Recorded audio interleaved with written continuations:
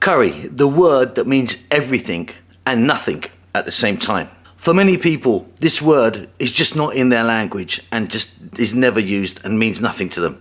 To others, it means Indian with some sort of stew with some kind of heat or spice to it. But what about Thai curry, Jamaican curry, Sri Lankan curry? The list goes on and on and on. Japanese curry. As far as I can make out, the word curry comes from the Tamil word curry, I think, which basically means sauce or gravy. You know what I mean?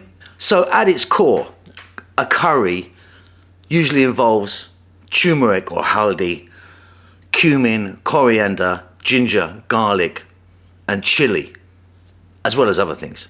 Now, I'm not afraid to use the C word, or does it upset me? We kind of all know what we're talking about. It's just that it kind of, like I say, it kind of means everything and nothing. So yeah, curry is kind of a word that's just not really used by many people. Saying that, in Sri Lanka, where I'm actually living at the moment, the word curry is used all the time. Curry and rice, rice and curry, rice and curry, rice and curry.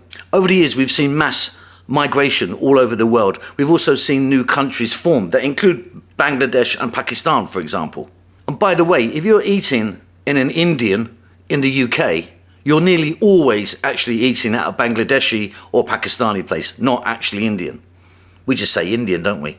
So my journey into curry started as a young man. I'm from London. I used to go out at the weekend and get a few pints down me, usually Kingfisher and Cobra.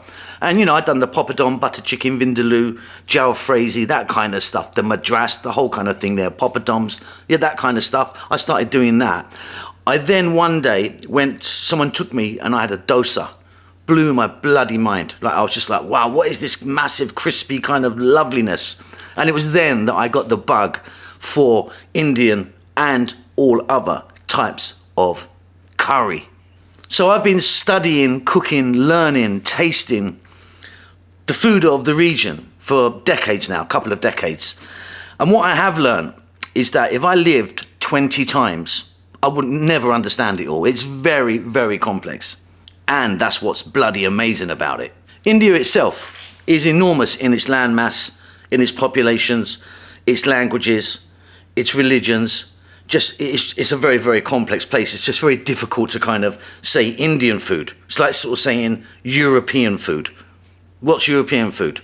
Italian food does not taste anything like Norwegian food, for example. It's a little bit like saying the food from Kerala down in the south tastes like the food in the north. Completely different things. This is why some people from India may be offended, perhaps, if you say the word curry or just not understand what you're saying at all. There are 28 states within India. I think there's like 120, 121 languages and like 20,000 dialects. That's just India we're talking about. We're not talking about Pakistan, Sri Lanka, Bangladesh, other sort of neighboring places. That's just India. So yeah, curry kind of don't mean nothing. So yeah, the C word is basically a blanket word which doesn't really work at all, really. But we kind of all know what we're talking about, sort of, depending where you are in the world. At its roots, and if you go back in history and try and find out what's what, a lot of people will tell you that kadhi, Kadhi, is kind of the same as what people might say curry comes from.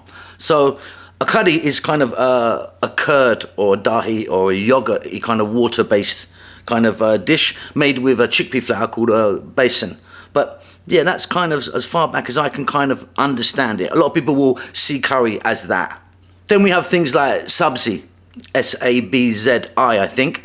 And again, that comes in kind of three roughly kind of ways, one being dry, one being kind of a little bit wet, and one being quite soupy.